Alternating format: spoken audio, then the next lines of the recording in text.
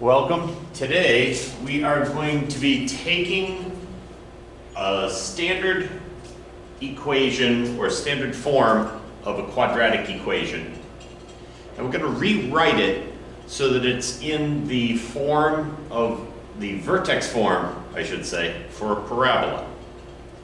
Now, you may wonder, why would you spend the time to do that? Partly because it's easier to pick out some basic information, and because it's a way for us to use completing the square and manipulate something into a form we want. The other reason behind it is for later, we're going to be working with other conic sections. And when you work with other conic sections, complete the square is an extremely handy tool for rewriting things in a form that's much easier to work with. All right, so let's get started. The first step, and you'll see how all of these work in the examples, but please, for now, just write these down. Step one is to isolate the x squared and the x terms in a parenthesis. Second step is to factor out the coefficient of the x squared term. Third is to add half the absolute value of the coefficient of the x term squared, and you're going to balance, that's inside the parenthesis, and you're going to balance that out by subtracting it outside the parentheses times the number that is outside the parentheses that you factored out in step two. You're going to complete the square by rewriting it in the binomial squared form, and then simplify into the vertex form of a parabola. Let's see how this all works. So if this is my original, first step is I'm going to isolate the x squared and the x terms in a parenthesis.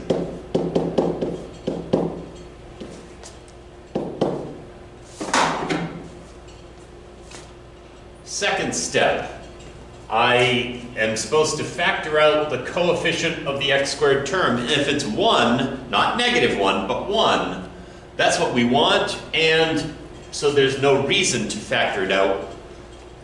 If you did factor out a 1, it wouldn't change anything. Third step now, I'm going to have to add something squared here, and I balance it by subtracting that thing squared on the outside. Now the thing being squared here is half the absolute value, so ignore this sign, half of this squared, and I subtract half of it squared. I've added it, I've subtracted it, it balances the equation out. Now I want to rewrite this, completing the square. I really think that almost is that part is the square part, but now we're actually going to write it as a binomial squared. This gives me x plus sign from here. Thing being squared is 5. Remember this from working before with completing the square. And then negative 25 and negative 7 gives me negative 32. So now we're going to pick out the basic 4 pieces of information. Now, in parabolas, this might be a little small, so I'll blow it up for you so you can see it better. This right here is what I would consider, I like to call it standard form, but it's not. It's the vertex form of a parabola. Now that vertex form of a parabola has the vertex at hk. The axis of symmetry is x equals h. If a is greater than 0 or positive, it opens up. If it's less than 0, negative, it opens down. If the absolute value of a equals 1, it's the basic shape. If the absolute value of a is greater than 1, it's going to be thinner or steeper, opens very steep. And if the absolute value of A is less than 1, then it's going to be wider, so as it opens. All right, so that's the basic one, but here's other things. If it's in this form instead, that means H and K were both 0. So if I have 0 here and 0 here, that simplifies down to this form. And that gives you vertex at 0, 0, axis of symmetry x equals 0 because H and K are both 0. A is greater than 0 opens up, A less than 0 opens down, and the basic things for A. So now what happens if K is 0? If K is 0, then it's going to look like this because you have nothing added on the outside. You could still have an A value out front, and you know what happens with A, but if it looked like this, the vertex would be at H0, the axis of symmetry x equals H, and it shifts left or right depending upon H.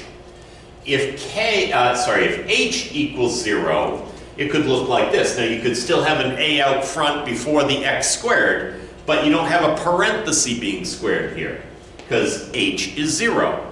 So the vertex is at 0K, looks like OK. Axis of symmetry x equals 0, and it shifts up or down depending on K. So this is the major one we're going to look at though in general, so that's the information that you need to know. Now we already looked at this information earlier, but I figured I'd put it up there again. All right, so back to this. This tells me that the vertex is going to be at, remember, it's opposite what it looks like here, so -5, and on the outside it's exactly what it looks like, -32. It opens, now A is 1, so opens up. It's going to be of,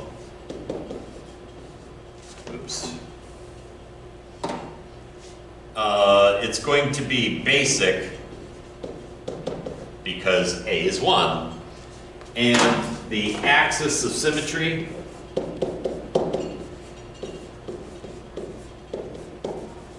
now this is the equation of the axis of symmetry, is going to be x equals the x value of your vertex, -5. All right, let's take a look at another example. Now we're going to, as we said before, isolate the first two terms, the x squared and the x term, factor out the coefficient of the x squared term, oops, give yourself a little room. Then we're going to add something squared. Now here I'm going to subtract parenthesis squared. Now you might say, why are you doing that? I'm doing that because I'm adding half of this squared, which is 1.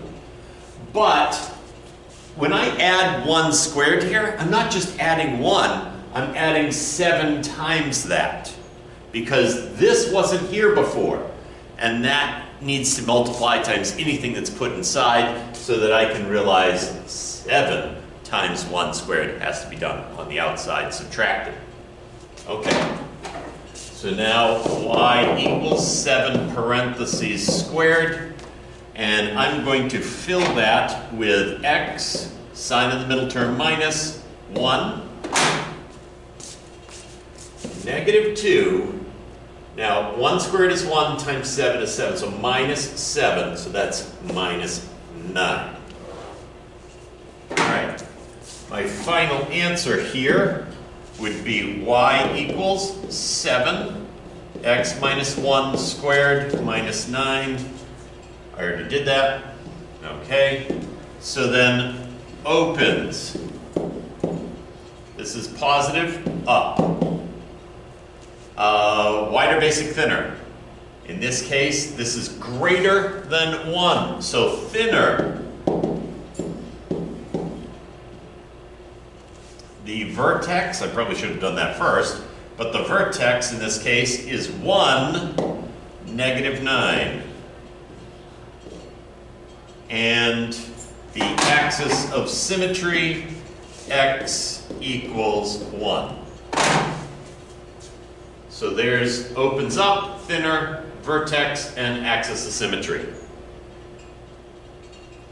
Let's take a look at this one. This is a little more challenging. Parentheses. Factor out the coefficient of x squared.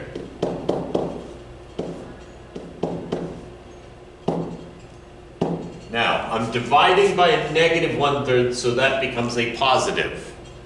Now, here's where it really gets tricky. What is 2 divided by 1/3? Well, isn't that the same as 2 times the reciprocal, 3/1?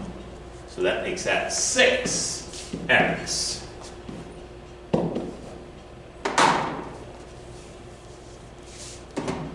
I'm going to add something squared to both sides. Oh, well, I like to add it to both sides, but I have to add it there and subtract the parenthesis squared. Remember, you're doing half of this, which is 3, and you have to include what's multiplied on the outside. Okay.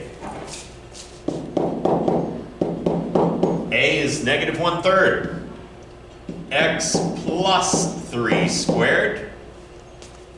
Now, 3 squared is 9 times -1/3. That's going to give me, put it over 1, whoop, I should really do that in a different color. All right, let's do that red. That becomes a 1, that becomes a 3. And negative times negative is a positive, so -2 plus 3 makes +1. So, here we go. Vertex. I really need to make sure I'm doing this consistent. The vertex is going to be at -3, 1. Opens. Down.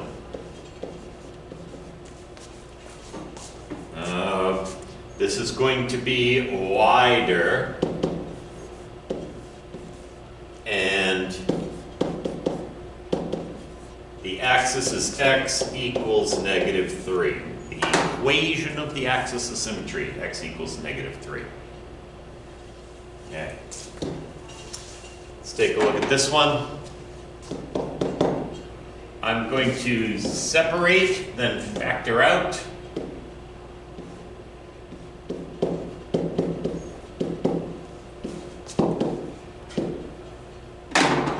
I have to add something squared, subtract parenthesis squared. Half of 8 is 4, and I'm multiplying by a -1. X plus 4 squared. 4 squared is 16 times +1. So that's a +3. Vertex.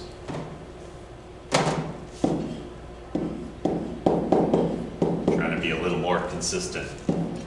Opposite of this, -4. Not because of that, but because opposite of what it looks like. +3. Opens. In this case, down. This is a basic, because the absolute value of 1 is 1. And x equals -4 is the axis of symmetry. So that's what I'm looking for homework tonight.